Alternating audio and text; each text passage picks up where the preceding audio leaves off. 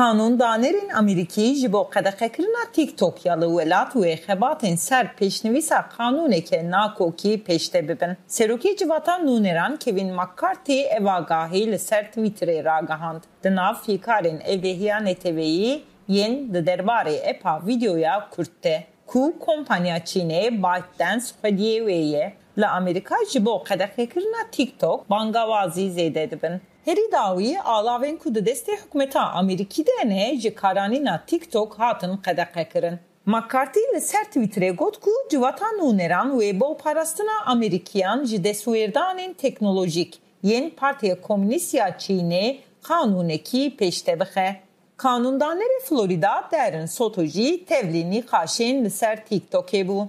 TikTok needs to be Pêdiviye ku TikTok bibe kampanyayeke Amerîkî ya bi nirxên Amerîkî. with American values. Kanundanerên Komarî û Demokrat roja pênşemiyê ji CEOyê TikTokê Shu Zhiqiu ji ber fîkarên têkildarê epa TikTokê nêzî 5 saetan pirsên dijwar kirin. We do not promote. Em nehandan û ne jî daxistina Tiktokê li ser daxwaza Çînê nakin.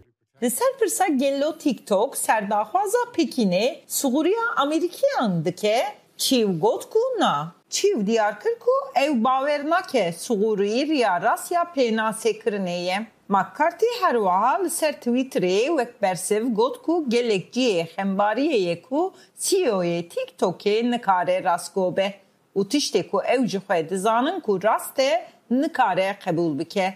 Çîn xwedî gihîştina daneyên karhinerên TikTokê ye.